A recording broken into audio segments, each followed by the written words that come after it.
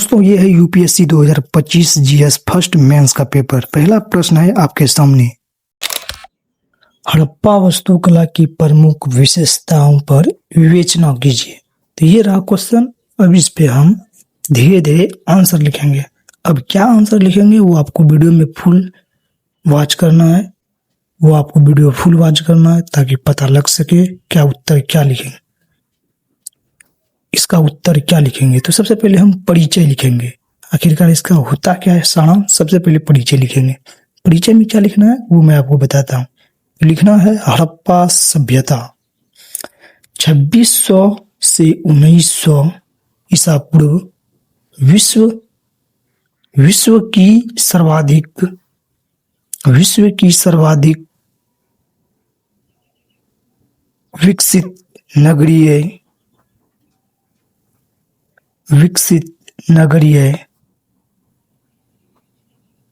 सभ्यताओं में से एक थी।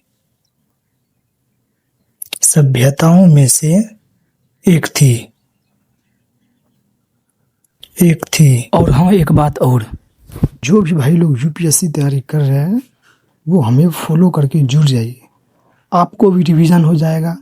और हर साल का मैं PYQ सहित हम उसका आंसर बना के दे रहे हैं। ठीक है मेरे भाई, चलो मुद्दे पे आते हैं। इसकी वास्तुकला वैज्ञानिक नगर नियोजन, मानकीकरण तथा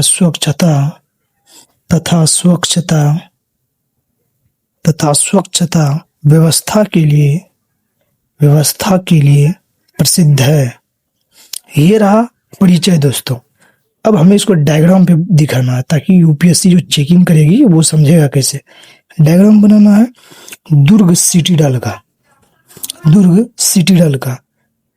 एक पहले तो लकीर खींचेंगे जो कि एक घेरे के अंदर महास्नानागार और अन्नागार लिखेंगे। ठीक है, पहले इसको घेरा घेर लेते हैं।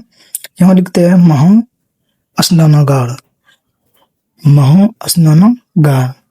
हम नीचे लिखेंगे अन्नागार लिखेंगे।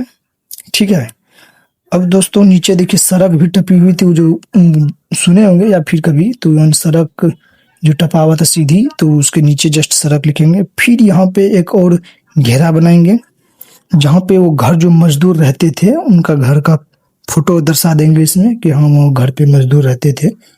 और उसके जस्ट नीचे जो है ढकी हुई नालियां भी इस साइड से पास हुई थी, तो वो नाली को भी हम दर्शा देंगे। जो नालियां क्रॉस की गई थी, ढकी हुई नाली, वो लिख देते हैं ढकी हुई नालियां। अब जो दोस्तों इसका प्रमुख विशेषता लिखेंगे। जो मेन पॉइंट वो यूपीएससी देखेगी, इसकी विशेषता क्या, मैंने वर्णन क्या है। टोटल 8 पॉइंट में लिखेंगे। पहला पॉइंट लिखते हैं सुनियोजित नगर। ग्रिड पैटर्न, मतलब ग्रिड पैटर्न समकोण पर काटती थी सड़कों को, मतलब इसको हम लिखेंगे इस टाइप से, ग्रिड पैटर्न समकोण पर कटती सड़कें, इस टाइप से लिखना है। अब पॉइंट नंबर 2 पे लिखेंगे दुर्ग एवं निचला नगर। नंबर 2 पॉइंट पे लिखना है, 2 लिख देते हैं, उसके बाद लिखना है दुर्ग एवं निचला नगर। भाई उन लोगों से अपील करता हूं जो न्यू है वो सब्सक्राइब कर लें। प्रशासनिक तथा आवासीय भागों का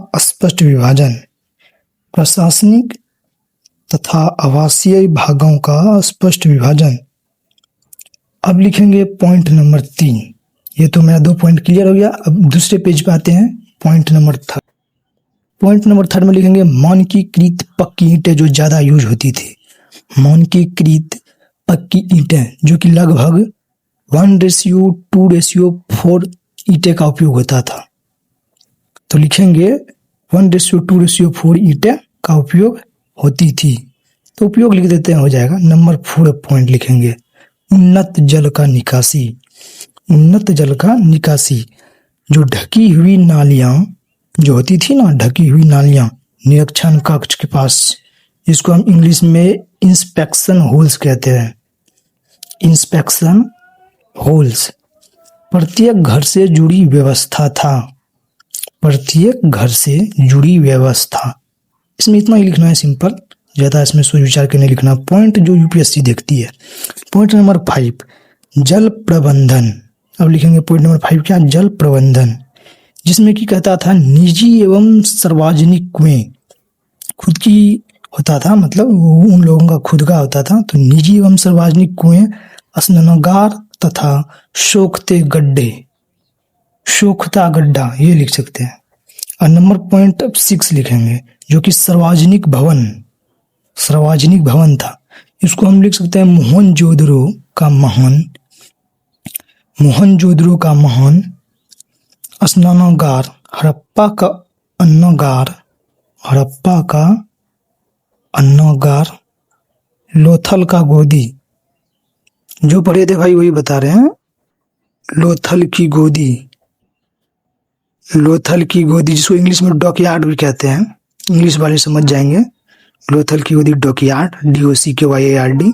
अब पॉइंट नंबर 7 लिखेंगे जिसको आवासीय योजना कहते हैं, आवासीय योजना, आंगन युक्त घर, इसको पॉइंट में लिखेंगे आंगन युक्त घर, रोशनदान, रोशनदान, गोपनीयता तथा वेंटिलेशन, समझने वाले भाई इसको आसान समझ जाएंगे, गोपनीयता तथा वेंटिलेशन। अब पॉइंट नंबर 8 लिखेंगे जिसको मानकीकरण नाम से बहुत फेमस इसमें दिया गया है, मानकीकरण एवं इंजीनियरिंग, मतलब मानकीकरण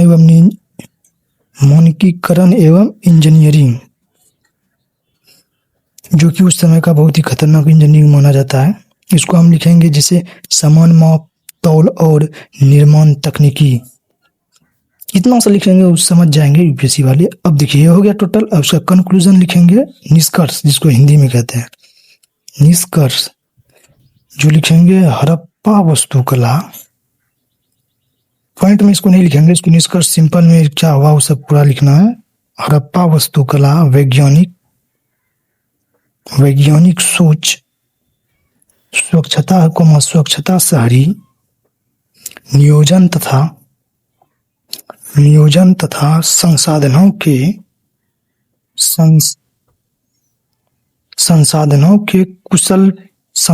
के कुशल प्रबंधन का उत्कृष्ट उदाहरण है। इसके सिद्धांत आज भी सतत सस्टेनेबल, जिसको कहते हैं सिद्धांत आज भी सतत सस्टेनेबल इंग्लिश में बोलते हैं, एवं स्मार्ट शहरी विकास के लिए प्रेरणा स्रोत है, शहरी विकास के लिए प्रेरणा स्रोत है। बस ये रहा 150 शब्दों का दोस्तों।